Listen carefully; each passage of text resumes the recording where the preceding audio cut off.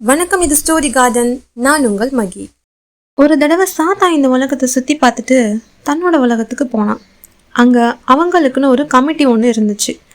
அந்த மீட்டிங்கில் சாத்தா ரொம்ப கோபத்தோடையும் மன அழுத்தத்தோடையும் பேசினான். நானும் என்னோட டீமில் இருக்கிறவங்களும் பூமியில் வாழ்கிற மனுஷங்க எல்லாரையும் கெட்டவங்களாம் ஆக்கணும்னு அரும்பாடுபட்டுக்கிட்டு வரோம். ஆனால் இன்னமும் 199 பேர் நல்லவங்களாக இருக்கிறத நினைக்கும் போது ரொம்ப வேதனையாக இருக்குன்னு சொல்லிட்டு உக்காந்துட்டான்.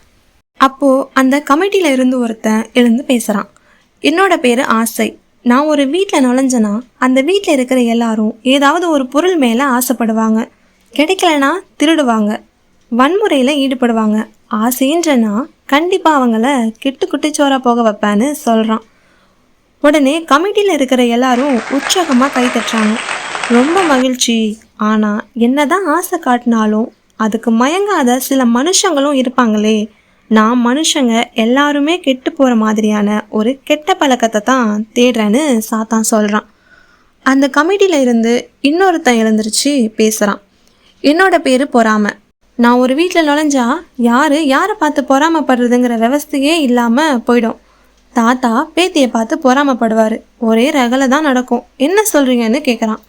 அதுக்கு சாத்தா, நல்லது, நீ பெரும்பாலான மக்களை கெட்ட மனுஷங்களாக மாற்றுவ. ஆனால் எனக்கு மொத்த பேரும் கெட்டு போகிற ஒரு கெட்ட பழக்கம் கிடைச்சா நல்லா இருக்கும்னு சொல்கிறான். இப்படியே அந்த கமிட்டியில் இருக்கிற காமம், அறியாமை, சோம்பேறித்தனம், கோபம் மாதிரி 50 கெட்ட பழக்கங்கள் வந்து பேசினாலும் சாத்தானுக்கு திருப்தி இல்லை. மனுஷ குலத்தை கூண்டோடு அழிக்கிற மாதிரியான ஒரு கெட்ட பழக்கத்தை அவன் எதிர்பார்த்தான். கடைசியாக ஒருத்தன் எழுந்திருச்சு வந்து, ஐயா, என்னை பூமிக்கு அனுப்புங்க, நான் மனுஷ குலத்தை கூண்டோடு அழிச்சிடுவேன்னு சொல்கிறான். சாத்தா, நீ போய் என்ன செய்வான்னு கேட்குறான். ஒரு வீட்டில் ஒரு பையன் படிச்சுக்கிட்டு இருந்தா அவங்கிட்ட போய் வாழ்க்கையில் என்னென்ன செஞ்சால் முன்னேறலாம்னு சொல்லுவேன். அதாவது ஸ்கூல் முடித்ததும் காலேஜ், சொந்த தொழில்னு முன்னேற என்னென்ன செய்யணும்னு சொல்லித்தருவேன்னு சொன்னதும், அடப்பாவி, இதெல்லாம் நீ சொன்னால் அவன் வாழ்க்கையில் முன்னுக்கு வந்துடுவானேன்னு சாத்தான் கோவமாக பேசுகிறான். ஆமாம், அப்படி தான் அறிவுரை சொல்லுவேன். சொல்கிறதோட நிறுத்திக்காமல் அவன் முன்னுக்கு வரத்துக்கு என்னெல்லாம் செய்யலாம்னு ஒரு லிஸ்ட்டை போட்டு அவன் கையில் கொடுத்துருவேன்.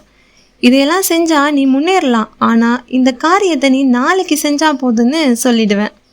சாத்தா ரொம்ப சந்தோஷமாக சிரித்து கை தட்டி அவனை கட்டி பிடிச்சி, உன் பேர் என்னன்னு கேட்டதும் நான் தான் ப்ராக்ரஸ்டினேஷன்னு சொன்னானா. அதாவது வேலையை தள்ளி வைக்கிற பழக்கம். நம்மள நிறைய பேருக்கு இந்த பழக்கம் இருக்கும். எதனாலனா, ஒரு வேலையை பர்ஃபெக்டாக செய்யணும்னோ அதை செஞ்சு முடித்த பிறகு அதை யாரும் குறை சொல்லிடக்கூடாதுன்னு நினச்சி அந்த வேலையை தள்ளி போட்டுகிட்டே இருப்போம்.